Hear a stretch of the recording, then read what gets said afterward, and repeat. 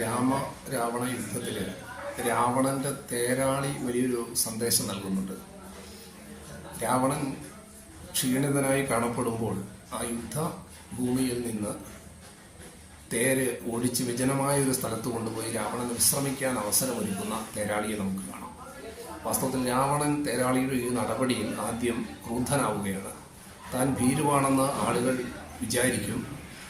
നീ എൻ്റെ ശത്രുവും രാമൻ്റെ പക്ഷക്കാരനുമാണ്, അതുകൊണ്ടാണ് നീ ഇങ്ങനെ ചെയ്തത് എന്ന് രാവണൻ ആ തേരാളിയോട് ശകാരം വർഷിക്കുന്ന സമയത്ത് തേരാളി പറയുന്ന മറുപടി വളരെ ശ്രദ്ധേയമാണ്.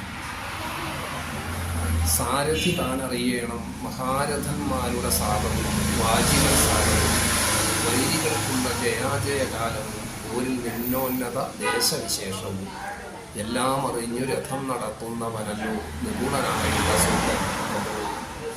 ഒരു സൂതന്റെ, ഒരു തേരാളിയുടെ, ഒരു സാരഥിയുടെ നൈപുണ്യം എന്താണ്? കേവലം തേര് ഓടിക്കുക എന്നുള്ളത് മാത്രമല്ല, ആ യുദ്ധവേദിയിൽ തേർതെളിക്കുന്ന സാരഥി ഇരുപക്ഷത്തിൻ്റെയും ജയാജയകാലങ്ങളും തൻ്റെ തേരിലിരിക്കുന്ന യോദ്ധാവിൻ്റെയും കുതിരകളുടെയും ക്ഷീണവും ഉത്സാഹവും ഒക്കെ അറിഞ്ഞ് സമയോചിതമായി വൈദഗ്ധ്യത്തോടുകൂടി തേര് തെളിയിക്കണം എന്നാണ് സാരഥി വ്യക്തമാക്കുന്നത്. ഇത് തേരാളിയുടെ നൈപുണി എന്തായിരിക്കണം എന്നാണ് രാവണന്റെ തേരാളി ഇവിടെ വ്യക്തമാക്കുന്നത്.